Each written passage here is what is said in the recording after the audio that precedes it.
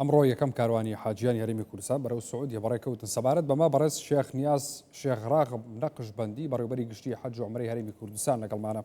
کاک شێخ نیاز سپاس بۆ ئامادەبوونی بەڕێستان بەخێر بێن. ئەمڕۆ یەکەم کاروانی حاجیان بەڕێگەی وشکانی بەرەو سعودیە بەڕێکەوتن تاوەکو ئێستا هیچ کێشەیەک هیچ گرفتێکیان بۆ دروست نەبووە لەو ڕێگەیە ئێستا گەشتونەتە کوێ فەرموو. سەرەتا بەنای خوای گەورەی میهرەبان سپاس بۆ جەنابتان سڵاو لە ئێوە سڵاو لە سەرجەم بینەرانی کەناڵی 24 وەکو جەنابتان ئاماژەتان پێدا سەرەتا ئەمڕۆ یەکەم کاروانی حاجیانی پارێزگاکانی سلێمانی هەڵەبجە ئیدارە سەربەخۆکانی گەرمیان ڕاپەڕین بەڕێکران کە ژمارەیان 716 حاجی بوو بە ڕێگای وشکانی بەرەو وڵاتی عەربستانی سعودیە. بەیانیش بە هەمان شێوە ئینشاءالله حاجیانی پارێزگاکانی هەولێر دهۆک ئیدارەی سەربەخۆی زاخ و ئیدارەی سەربەخۆی سۆران لە هەرێمی کوردستان لە شاری هەولێر بەڕێ دەخرێن بۆ عەربستانی سعودیە کە ئەوان ژمارەیان 951 حاجیە بە ڕێگای وشکانی. الحەمدولله ئەوانەی ئەمڕۆ کە بەڕێمانکردن لە پارێزگای سلێمانی لە کەشێکی ئارام و بە شێوەیەکی ڕێکوپێک و تەندروست و بە دڵخۆشی حاجیان و خانەوادەکانیان بەڕێخران بە ئامادەبوون و لە یاوەریکردنی مرشیدی ئاینی و تیمی تەندروستی و تیمی ئیداری ئێمەش وەکو بەڕێوەبەری گشتی حەج و عومرە هاوڵیان دەبن تا بازگەی چیمەن لەژێر ئەمنیەتی حکوومەتی هەرێمی کوردستان وڵا پێم خۆش کردوێشەوە تەسمیل بە تیمی تایبەتیان لەگەڵە بۆ سەرپەرشتیکردنیان لە ڕووی ئاینیەوە لە ڕووی تەندروستیەوە هەروە لەلایەنی ئەمنیەوە پارێزراون. بەڵێ الحەمدولله وەکو عەرزی جەنابتانم کرد مرشیدی ئاینی و مرشیدی ئیداری ینی تیمی کارژێڕی بەربەراتی گشتی حەج و عومرە لەگەڵیانە و تیمی تەندروستیش لەگەڵیانە خوا نەخواستە بە هەر حاڵەتێک نەخوازراو لە ڕێگا و هەروەها وەکو باسم کرد بە لەژێر سەرپەرشتی و پارێزگاری دەستگا ئەمنیەکانی حکوومەتی هەرێمی کوردستان کاروانەکانیان گەیاندرا بازگەی چیمەن لەوێش تەسمیل بە حکوومەتی عێراقی کران بە هەبوونی تیمێکی بەرچاو لە بۆ پارێزگاریکردنیان و ئەمنیەت پارێزتنیان هەتا دەیانگەێنن بۆ حدودی عەرعەری سعودیە عێراق وەکو ئاماژتان پێدا لە ڕاپۆرتەکە تاوان ئەمڕۆ ئێمە بەڕێخران لە دووس خورمات و لەوێ ئیسراحەتێکیان کرد لەوێ چێشتخانەمان لە بۆ دابین کردبوون ژەمی نیوەڕۆیان لەوێ خوارد دوای بەڕێکەوتن لە نزیک بەغدا ینی خەریکە دەردەچن تا ئێستا الحەمدولله هیچ گرفتێکیان نییە. ئەم شەو بۆ سەعات 9 شەو ئینشاءالله سەرجەمیان دەگەن بە شاری کەربەلا لەوێ شوێنی مانەوەیان مەدینەت زائیرن ینی شوێنی زیارەتکاران کە لەوێ میوانداری دەکرێن و دەمینەوە بەیانیەکەی سەعات 5 بەیانی بەڕێ دەکەن بۆ حدودی عەرعەر سعودیە. سبەی شەو لە قەزای ئەبو عەزرەم دەمێنەوە کە لەوێ شوێنیشمانەوە حاجیانی عێراقا بۆ ڕۆژی پاشتر بۆ شەوەکەی یان بۆ ئێوارەکەی ئینشاءالله دەگەنە مەدینەی منەوەڕە ینی دوو شەویان پێدەچێت تا دەگەنە مەدینەی منەوەڕە و لەو خاکی عێراق هەتا دەردەچن لە هەرێمی کوردستان کە تەسمیل بە حکوومەتی عێراقی کران ئەوانیش ئەمنیەتیان دەپارێزن و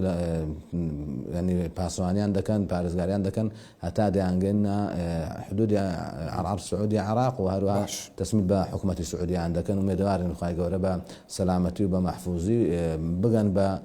شاری مەدینە لەوێشە بۆ شاری مەکەی مکەڕەمە. زۆر باشە. گەشتی حاجیان بەڕێگەی ئاسمانی کەی دەست پێکات؟ گەشتی حاجیانمان ئینشاءالله ئەگەر خوای گەورە مقەدەر نەدات بە گوێرەی خوشتێک کە دانراوە ئەگەر هیچ گۆڕانکاریێک ڕوو نەدات 18 لەسەر 19 سعات 3 بەیانی لە مەتاڕی هەولێر دەست پێ دەکات و هەمان ڕۆژ لە مەتاڕی سلێمانیش دەست پێ دەکات ینی لە 19 مانگ یەکەم گەشتی ئاسمانی حاجیانی هەرێمی کوردستان لە هەردوو فڕۆخانی نێودەوڵەتی هەولێر و سلێمانی دەست پێ دەکات. کۆی حاجیانی کە بەڕێگای ئاسمانی سەفەر دەکەن 3000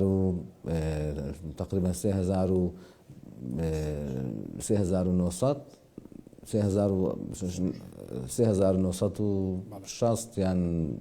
عددێک لەو عدەدانیان بەڕاستی ئێستا بەزەبەت لە بیرم نییە 3500 یان ئەوەیە مەبەستمە 1646 کەس بە وشکانی دەڕات باقیەکەی تر لە کۆی گشتی کە 5136 بە ئاسمانی دەڕوات. باشە نرخی حەج ئەم ساڵ چۆنە ینی حکوومەت چۆن هاوکاری کردوون لەم ڕۆوە چی بۆ کردوون؟ طبعا معلوم جنابتان ساڵانە گۆڕانکاری بەسەر نرخی حەزی حاجیانی هەموو دنیادا نەک هەرێمی کوردستان و عراق بەراورد بە ساڵی ڕابردوو نرخی حەز لە عراق و لە هەرێمی کوردستان بەڕاستی گۆڕانکاری بەسەر دەهات. ساڵی پار نرخێک بوو ئەو ساڵیش نرخێکی ترە تحکومی نرخەکانی ساڵانە کە گۆڕانکاری بەسەردادێت بەڕاستی بریتە لەوەی کە هەم ئەو ڕسوماتانێک کە پێویستە بدرێتە حکوومەتی سعودیە لە بۆ بیمەی تەندروستی دابینکردنی ئەمنیەت یان شوێنی مەشاعر ینی شوێنی مانەوەی حاجیان لە مینا لە عەرەفە لە ناو خاکی سعودیا و ئەو مؤسسانەی کە تایبەتمەندن بە خزمەتکردنی حاجیان مەسێ مەتەوەفینیان پێ دەڵێن یان وکەلای موحەد لە مەتاڕەکان هەتا دوایانی ئەو ڕسوماتانە ساڵانە دەبین گۆڕانکاری بەسەردادەکە لە هەر حاجیەک وەردەگیرێت بە هەمان شێوە بۆ تەیارەگرتن و لە بۆ مانەوەی حازی لە فندقەکان لە شاری مەکان لە شاری مەدینە و زۆری خزمەتگوزاری خواردن ئەوانە سێژەمبیان دووژەمبی ئەوان هەم گۆڕانکاری دروست دەکات. بۆیە ئەم ساڵەکو باسم کرد هەم عێراقیش و هەم هەرێمی کوردستان بەڕاستی گۆڕانکاری بەسەر نرخەکەی داهات بە بەراورد بە ساڵی ڕابردوو. ئەم ساڵ لە عێراقیش و لە هەرێمی کوردستان هەر حاجێک کە سەفەر دەکات لە هەرێمی کوردستان بە تایبەتی کە سەفەر دەکات ئەوەی کە بە ئاسمانی دەڕوات 7 ملیۆن دیناری لێوەرگیرایەوە ئەوەی بە وشکانیش دەڕوات 5 ملیۆن و 500 هزار لێوەرگیرایە لەگەڵ ئەو پاڵپشتەی کە سەرۆک وەزیران بەڕێز کاک مەسعود بارزانی لە ڕێگای بەڕێز وەزیری ئەوقاف کاربارایانی کاک پژوان ساڵح کە ڕایسپار بۆ دابینکردنی پاڵپشتێک بە نزیکەی 4 ملیار دینار بە شێوەیەک هەر حاجیەک حکوومەتی هەرێم کە بە ئاسمانی سەفەری کرد 665 هزار دیناری لە زیاتیدا و هەر حاجێک کە بە ڕێگای وشکانی سەفەری کردیە هەر حاجێک 850 هزار دیناری لە زیاتیدا. ئەگەر حکوومەت ئەو پارەی لە زیات نەدا بووایە ئەوە حاجیەشی بە ئاسمانی سەفەر دەکات 7 ملیۆن و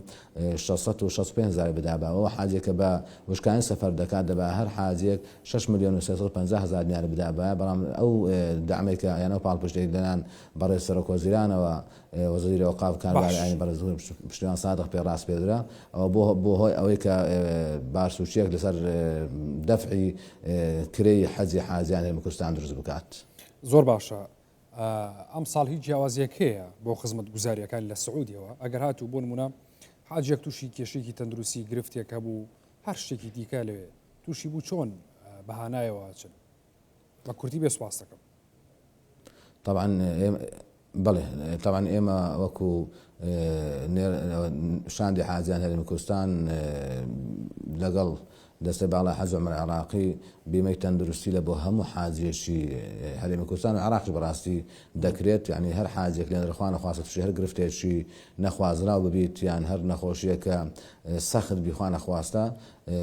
ئێمە تیمی پزیشکیمان لەگەڵەوە نەخۆشخانەیەکی ناوەندیمان هەیە لە شاری مەکە کە حاجیان هەموو عێراق تەغتیە دەکات. ئەگەر لە دەسەڵاتی ئەوان نەبوو ئێمە و عێراقیش عەقدێک لەگەڵ نەخۆشخانەیەکی ئەڵمانی کرایە لەوێندەرەی هەر پێداویستێک هەبێت حاجی